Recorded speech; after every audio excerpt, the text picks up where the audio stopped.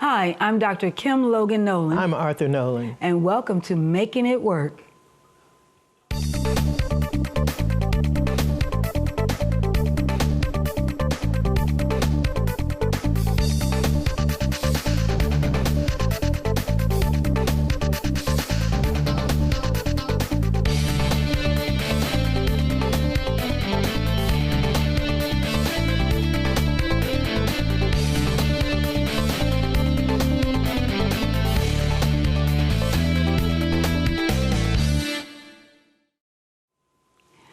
Welcome back to Making It Work. You know, Arthur, when you think about starting all over again, what comes to mind? Wow, that means that I had to make some plans. I had to think about what I'm trying to attempt to do. All right. And most importantly, I had to think about what are the dynamics involved, what's going to, what barriers I may face if I'm attempting to make this process work. I see. You know, we made some interesting changes. We had some challenges and starting all over again. You and I, we had a baby after our two oldest children. Yeah, your cousin called us Abraham and Sarah. You know what? Dr. Ricardo Graham, if you're watching today, I will never forget when you called us Abraham and Sarah. In church. In church. In front of all those people. But I said Abraham and Sarah never looked so good. You go, girl. I know. All right. Well, on today's broadcast, we're going to talk about just that, starting all over again. We want to welcome here today Carl and Bonita Dade. Welcome to Making It Work. Welcome, guys. Thank you. Thank you. And thank you for having us. Yeah. Well, Pleasure listen, to we be go here. way back. And children growing up at our church here in Detroit, the Burns Seventh-day Adventist Church. But how long have you been married? It'll be 25 years in December. No! In December. December. What is that, silver? December the Silver, 9th. yes, it is. Silver anniversary. Oh my goodness, congratulations. Thank you. I had no idea it would be 25 years. That's a lot of history. Well, tell us how you met and tell us about this beautiful love story. Well, I've always known of Bonita and her family, her sister and mom, because we attended the Davidson Junior Academy. That's right. And That's they right. switched the name to Clinton F. Warren on the east side of Detroit. And then the years went by, and I had, came home from Andrews, and I was in church, and I said, "Wow, she done grown up." Okay. And so the relationship started from there. All right. Excellent. So where did you take her on your first date? It was on Chi-Chi's. Oh, don't you miss Chi-Chi's? Chi-Chi's restaurant. It was the first date. Okay. And of course you paid for dinner. Oh yeah, Of course. She said of course. She wouldn't have went if I would have said Dutch. But I wasn't gonna say Dutch. Why did you ask her that question? Well, times have evolved and you don't know. Not doing then, not way back then. But some couples did do Dutch. No. Even back then, but not you, Bonita. Well, if you're trying to pursue a woman, as a young You don't do man, Dutch? you No, don't You don't do Dutch. Okay. You don't accept Dutch. You don't accept it. You don't accept Sisters Dutch. don't even accept Right. Dutch. I mean, I didn't do Dutch when I met, well, I might have. We don't want to go there. That's another show. That's another program. So, all right. So, you had a good time. So, from there, how long did you date before you were married? We dated. approximately about 2 years. 2 years. 2 years. Now, who married you?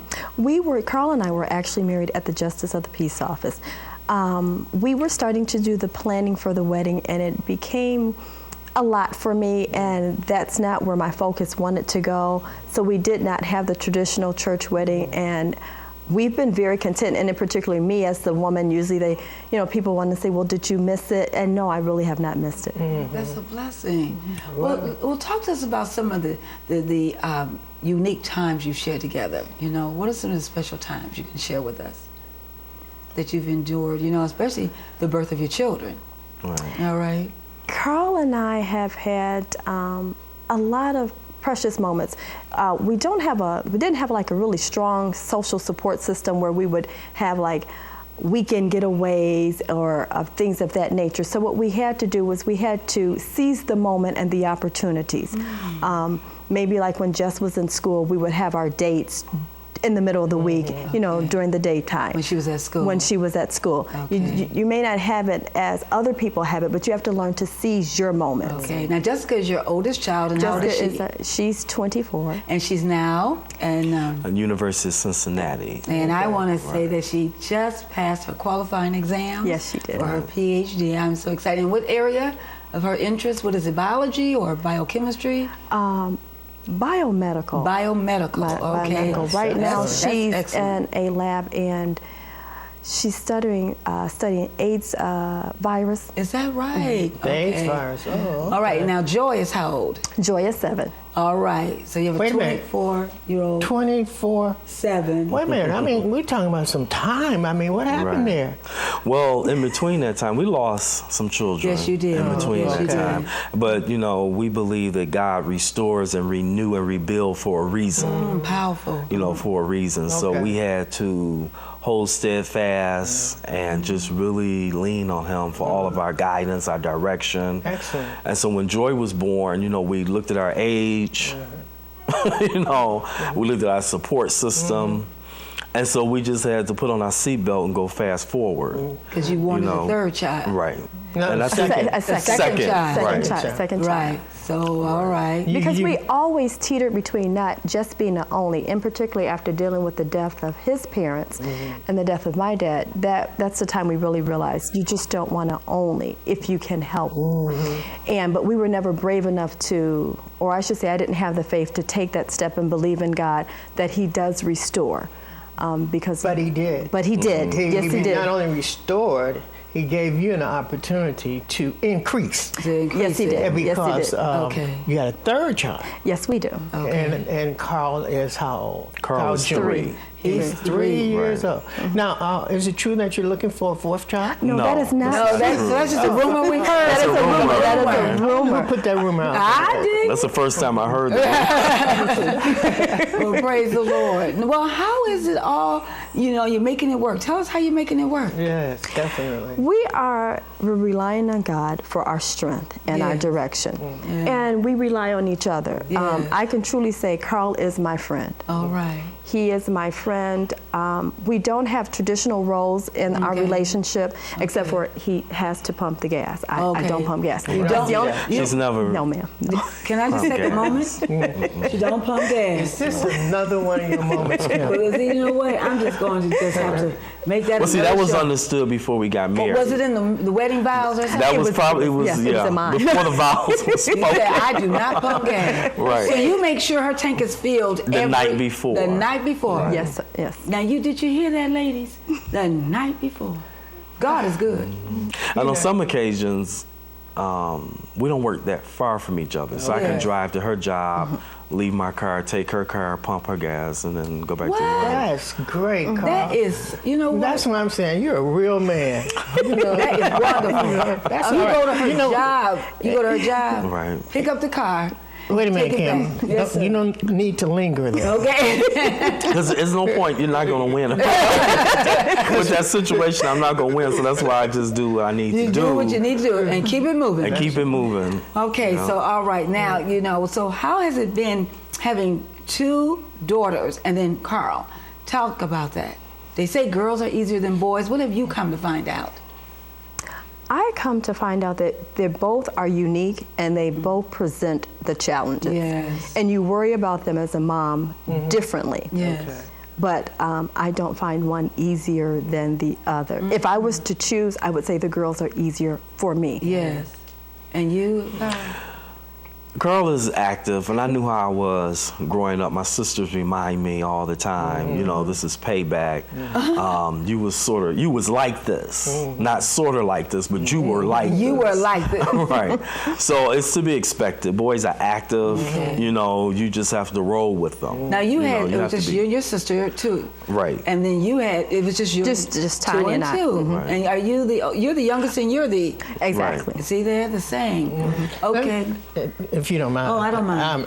I'm so excited. I understand. Go ahead. You know, one of the things that I was thinking about, you guys came together. You know, did you have like premarital counseling, even though you got married by the justice of the peace? I mean, what made you make that decision that you guys can be husband and wife?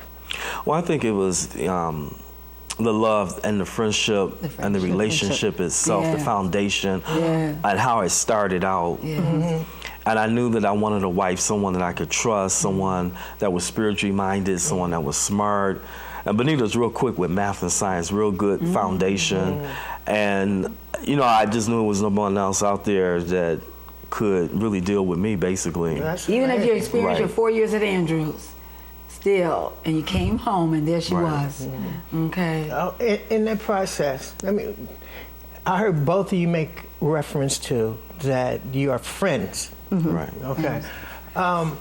What about disagreements? How do you handle that? Well, you're going to have disagreements. At this stage, what I think the real key with Carl and I is that I truly understand his personality and he truly understands mine. So if he's slightly irritated, I don't take it personal because it has nothing to do with me. It may be where he's feeling, he may not be feeling well, he may be overwhelmed at work, we may be overwhelming him. So I don't take it personal.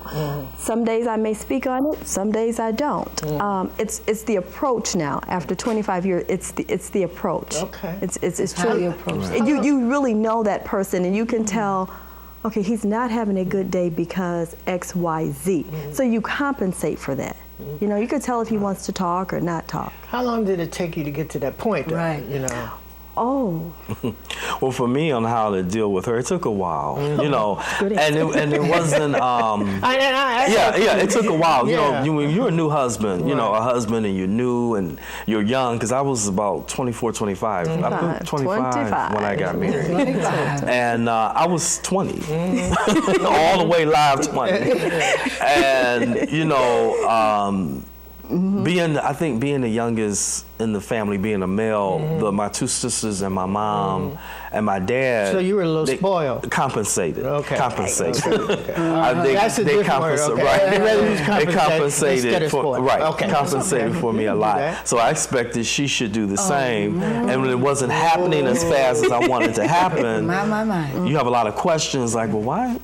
Well, wait a minute. What's wrong with her? You know. Then in time, and as you communicate, as you talk about each other's needs and desires, then you have to shift gears, and you have to sort of like grow up and say, you know, maybe it's time for me to step up and to worry about our needs as a couple as opposed to my needs as an individual. Did you have any problems like with in-laws? You know, I mean. Well, of course, every marriage has some issues with in-laws. I mean, I'm a true believer, and this might be wrong, but I'm a true believer that when relationships start out really good with the in-laws, then you're gonna have that breaking of the ice. And I think that it's okay to have some issues initially with the in-laws, and then the relationships has to grow and it has to bond.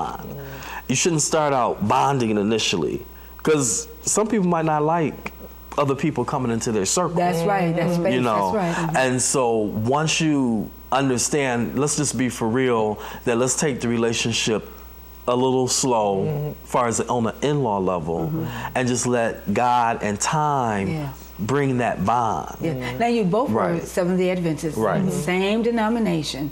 You wanted to marry someone in your same faith. You didn't. Exactly. Yes. So you wanted to date someone, you know. And right after that date at Chi-Chi's, did you know she was the one? Did you know he was the one? No. Well, I had some intuition, you know, in terms of she might not be the one today, but she might be the one in the future. In the future. All right. You know. Okay. You know, Carl's always been deep. Yeah. Ever since I've known some little children, this deep. You're pretty deep too.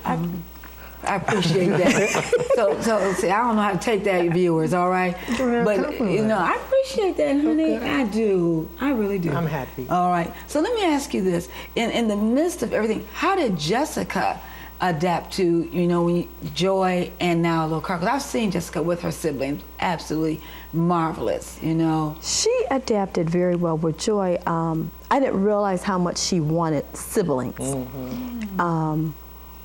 So when Joy came along, she was just ecstatic. She was very happy. They have a wonderful sister bond. I think she was a little taken back at first, you know, by me being pregnant. And then when Carl came along, it only added to, because to see the three of them together, there's no age gap. It's just three children, three siblings enjoying each other. Fussing and laughing at the same commercials.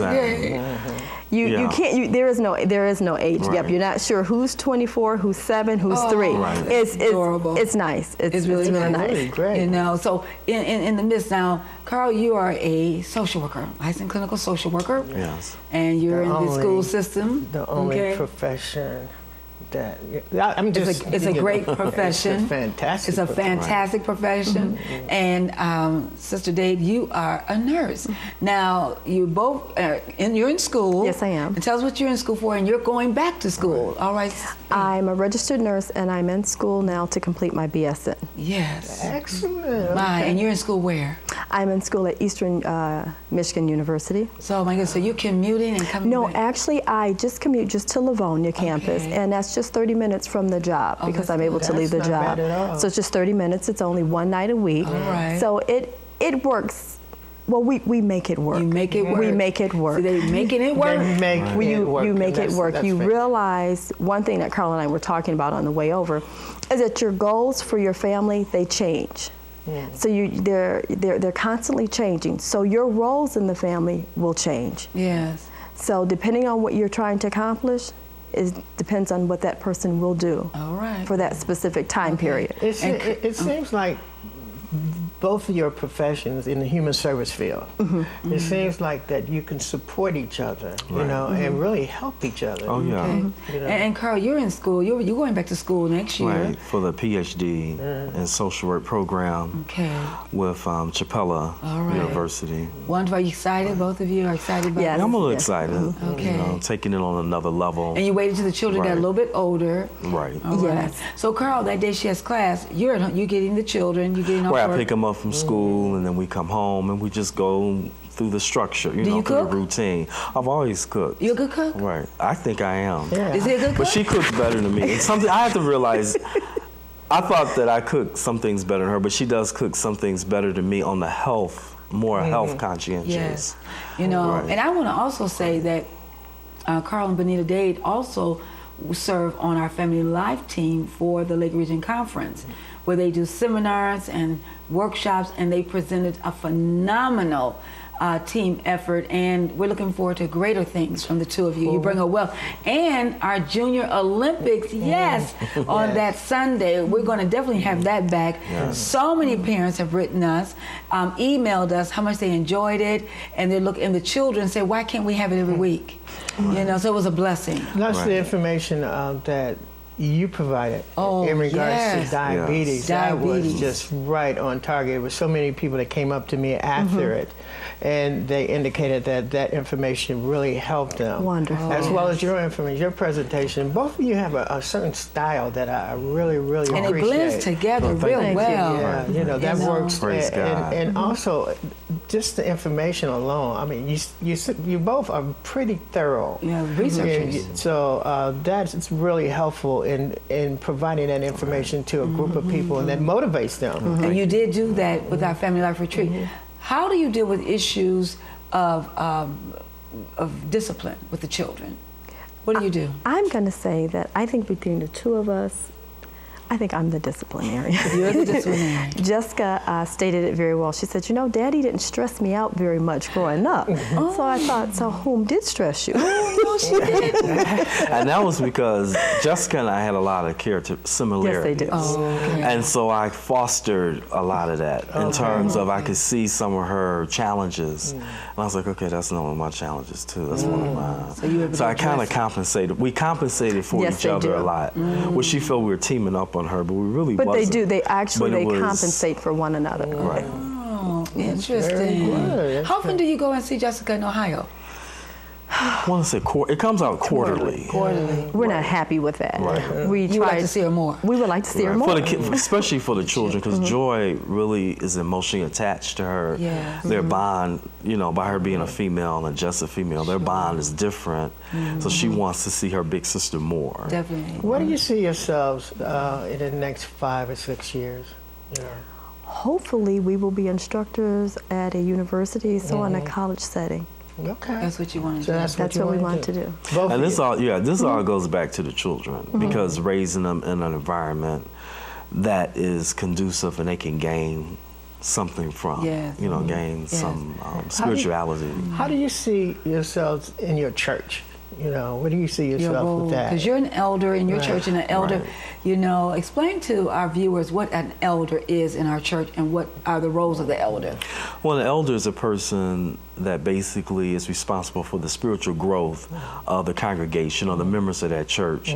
And also, the role of an elder is to make sure that the church is spiritually fed consistently. And so that means that as an elder, you might have to roll your sleeves up and feed people. You might have to roll your sleeves up and go visit the sick and those who are in need, of your time and of your energy. And you have to be a person that's willing to give. Spiritually, emotionally, psychologically, And work with your pastor. And work with your pastor. You gotta- Because your that's pastor is crucial. the nucleus. Right. He is the nucleus. Of the Let me church. ask you another question. You were at one church, you basically grew up at that Right. church, and Exactly. then you made a transition into another church. What motivates a person to change churches? Basically our motivating factor was because of Jessica. She attended Peterson Warren Academy, and a great deal of her friends also attended Peterson. And she was at that critical point where peer association is important. So we sat down and we made a decision that, it's okay to transfer membership over to City Temple SDA Church. And Jessica was our motivating factor for that particular. Carl and I can, it does not bother us what church we worship in and participate in, but we made that move particularly for her. And I see Joy and even Carl, even in the children's choir, have their peers and their associates. We made that decision with Micah. We had thought about transferring from our City Temple, but she said, but Mommy, my friends are here. And when she went to the balcony, guess what? We went to the balcony. And so until that time came when she left to go off to boarding school. So we do understand. And now even Erin, being 11, has her peers. Right. But we still have to guard who our children associate Erin with. loves As her a- church. She said, I don't care what you do, I'm going back to City Temple. said- You guys can go anywhere. Every time we get ready to go to church, I don't know where you all are going, but I'm going to City Temple. Right. Praise So they God. do have a voice. Yes, they do. Right. And so it's important. Let me ask you, you want to be a college professor. I am a college professor. I've been a college professor for 14 years at Wayne County Community College District. I've taught at Wayne State, and I've taught at other universities. It can be demanding, but it's so rewarding. And I believe that you have the talent to do that. What talents will you bring to those students? What will you bring to them and offer them? I think I can offer them the level of being progressive in your field, not being stagnated, not to be the best professional that you can bring, and bring all your gifts to your profession. That's a blessing. Now, from a nursing, perspective and hiring new grads, I see that there's a lot lacking. There's a difference from when I went to nursing school. It was strictly no nonsense. You were expected. So a lot of the learning responsibility, it was on you. Now they provide a tremendous amount of assistance, and a lot is lost in terms of critical thinking, and problem solving, taking initiative. And I would like to bring that piece. I'm also passionate about preventative health and conveying to the students, you can be so proactive and be your patient's advocate. Let me ask. I like that. I like that. Say that again. Be your patient's advocate. You must be their voice. Let me ask this question. How do you keep your faith in your profession? Or do you? Is it separate? There is no way that I cannot. There are many situations that you encounter, and typically I ask the Lord to go before me. Let me see the things that I need to see for the day. I can't be everywhere. I'm working currently now as Assistant Director of Nursing at a rehab facility, so I cannot be everywhere. So I ask the Lord, go before me and let me key into those things that I need to key in that's critical for a patient. Right. And I know for me as a school social worker, I have to pray before I get out the car. Because you have to have that listening ear for your students, and you don't know what's going to happen. When you work in schools, the element changes from day to day. So you have to be geared up and have your armor and your shield of protection, you know, in terms of having an open mind and being willing to listen, be willing to give for that day, you know, because like I said, a lot of things happen during the course of those 6 hours. Oh, you better believe that you're in that school. Yes, and you know, the other day I was talking to a student at, like in one of my college classes, and I just told them they're on my prayer list. I pray for them, and when I walk into that school, I ask for prayer before I get out of that car, because you may have a student who's angry with you, irate with you, and it's so important. I know you're going to bring a lot to the table. What can you say to our viewers right now to keep making it work? Encourage them right now. Try not to think of your spouse as the enemy, but as a team player. You know, listen to the need. You know, do not become selfish, and you know, balance out your life. You know, keep your health up. You know, and eat correctly, because you have to have a balanced health, you know, to deal with each other, to deal with your children. And we don't have the best of family support because of different situations, different changes that have occurred through the years. So we have to depend on each other totally for basically everything. We depend on God, but God give us the energy to depend on each other. Right. That's Listen, fantastic. we're going to come right back, and we got to close this out, but we're going to come back in a few seconds and hear closing remarks from Benita Dade. Thank you.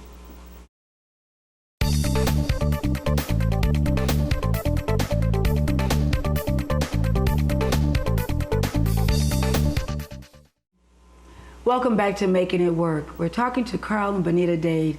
Benita, how to make it work? Encourage our viewers today. Cultivate a friendship with your spouse. If perhaps you started off and you guys were not true friends, look at him, look at her, and begin to cultivate a true friendship, a spiritual-based friendship. Put his or her needs first, and the rest tremendously will follow. My goodness. Well, I'm excited. I've learned some things here, how to continue to make it work. Congratulations on 25 years. God bless you. It's a blessing. Yeah. Well, we thank you, our viewers, for being with us, and we look forward to another segment of Making It Work. I'm Dr. Kim Logan-Nowlin. I'm Arthur Nowlin. God bless.